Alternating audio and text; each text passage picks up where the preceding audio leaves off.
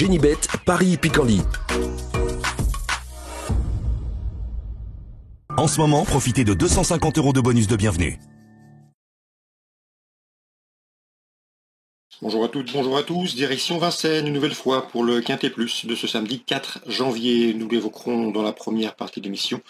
Dans la deuxième, sachez que j'aurai des coups de cœur et des informations à vous indiquer, puisque j'ai pu m'entretenir avec certains socioprofessionnels étant de la partie. D'ailleurs, des interviews sont disponibles gratuitement sur canalturf.com pour vous aider à établir vos différents jeux. Je vous invite également à partager ce programme et à le liker via nos supports sociaux. Donc pour ce quintet prix de Breteuil, exercice de vitesse, 2100 mètres départ lancé, j'aime beaucoup le numéro de Hoche. Un cheval confirmé à ce niveau, il affiche en effet 3 victoires et 2 places en 6 quintets courus. Un cheval qui est un habitué de la victoire, il compte en effet 15 succès en une quarantaine de courses courues. La dernière fois dans le prix d'Hautefort, le 7 décembre, il était encore librement en tête de course lorsqu'il a fait la faute à l'intersection des pistes. C'est un cheval qui à mon avis affronte une opposition largement dans ses cordes.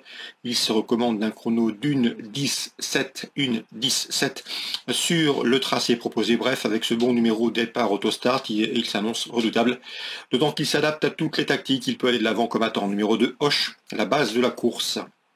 On lui posera principalement le numéro 5, Hardy Krone, qui lors de ses 7 derniers parcours a toujours terminé parmi les 5 premiers. Il fait face à un objectif, le cheval est complet, il possède de la vitesse, de la tenue. C'est également un prétendant sérieux aux toutes premières places.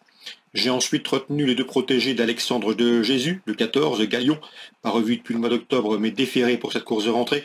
Malgré son numéro en deuxième ligne, il mérite crédit. Et le numéro 12, Furioso Flény, qui reste sur 2 podiums et qui est confié pour l'occasion au bon soin de Jean-Michel Bazir. Donc ces deux-là ont, à mon avis, les moyens de conclure dans le quintet gagnant. Je placerai ensuite le numéro 7, Elopanam, et le numéro 6, Gis, difficilement dissociables. Ils viennent de se classer 6e et 5e du prix d'Hautefort le 7 décembre. Il marchait ce jour-là 1-11-5, confirmation logiquement entendue, il devrait une nouvelle fois batailler pour les places, mais à l'occasion de ce quintet référence, Hoche semblait les dominer au moment de sa faute à l'intersection des pistes. Le numéro 8, Guerrier Castelet, vient d'échouer à Mons, c'est un cheval qui mérite d'être repris. N'oubliez pas que l'hiver dernier, à Vincennes, il avait remporté un quintet plus sur ce parcours en 1-11 et fraction. C'était au mois de février, donc à mon avis, il faut le racheter. J'ai ensuite placé le numéro 1, Hermès Angel, présenté par la famille Brossard. Denis Brossard qui est basé dans le sud-ouest, mais qui a pris cet hiver une antenne à Grosbois. Nicolas s'en occupe, son fils, Nicolas Brossard. Donc numéro 1, Hermès Angel n'a pas de marge de manœuvre en Paris Société, mais il est en forme. Et à mon avis, avec ce bon numéro derrière l'autostart, il va subir la course et peut finir vite. Une place peut lui revenir. En cas de non partant, je ferai confiance au numéro 13, Felici Cadécouve, qui doit impérativement courir caché pour placer sa bonne pointe de vitesse finale.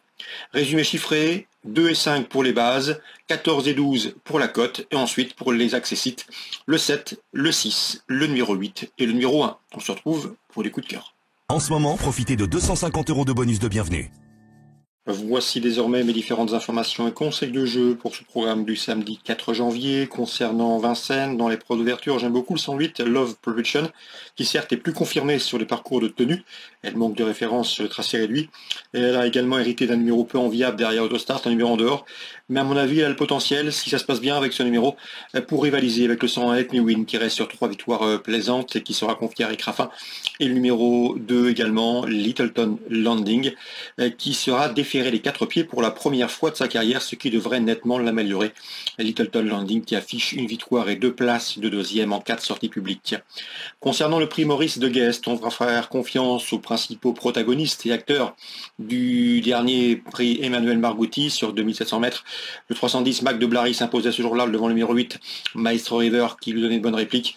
Et le numéro 7, c'est Magnum du Choquel, se classait 3e. Mais attention, derrière le 10 Mac de Blary et le numéro 8 Maestro River, je me méfierais également pour le Super 4 ou le Multi du numéro 5. Dans cette épreuve, c'est Mathis Manatis qui se classait 4e sans avoir les coups des franches pour finir. Et le numéro 6, Marathon Man, lui, se classait 5e après avoir été longuement enfermé. Il aurait terminé plus près avec un meilleur parcours. Donc 310, 308 pour la 3e place. Attention au 5, au 6 et au 7. À mon avis, il faut tourner autour de ses compétiteurs. Concernant le prix Léon Taquet, un groupe 3 autres montées, difficile d'aller contre le 507 Jumba de Guez qui vient de se classer deuxième du récent prix Billy Billy, une jument dure à l'effort qui va aussi bien et qui est efficace à l'attelé comme au monté.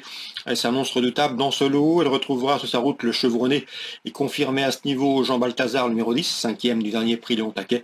Leur cadet Kit Kat, le numéro 8, conduira l'opposition. Kit Kat, vous le connaissez, il a remporté groupe 1 au mois de septembre, le prix des élites. Donc la cinquième, pourquoi pas faire confiance au 7, au numéro 10 et au numéro 8. Toulouse, Réunion 4, j'ai pu m'entretenir avec Cyril Gazangel, l'un des hommes de confiance dans le sud-ouest de Pascal Manceau. Il n'est pas négatif au sujet dans la première de Ludo De Luca, qui était un cheval qui était longtemps arrêté. Un poulain de qualité, fautif pour sa rentrée. Le cheval a les moyens ici de redorer son blason. Dans la première, donc, Ludo De Luca, le 103. Il peut, à mon avis, s'expliquer avec 2 chevaux qui ont débuté victorieusement et qui se présentent invaincus au départ de cette course. Le 13, leader de Marzy, et le numéro 14 également, Liberty du Rif, laquelle a également débuté victorieusement. Dans la 6e, l'écurie Manceau, PM Manceau n'est pas négatif du tout avec le 605 Pierre de Cassis, un cheval qui sera pieds nus pour l'occasion. Il est annoncé en retard de gain, il est annoncé également au mieux, et à mon avis, il a parfaitement les moyens de jouer les premiers rôles dans ce 6e rendez-vous. Le 615 ou le 605, j'ai mal noté son numéro, c'est Pierre de Cassis dans la 6e à Toulouse. Excellente journée, très bon jeu, rendez-vous demain. Génibet, Paris Picardie. En ce moment, profitez de 250 € de bonus de bienvenue.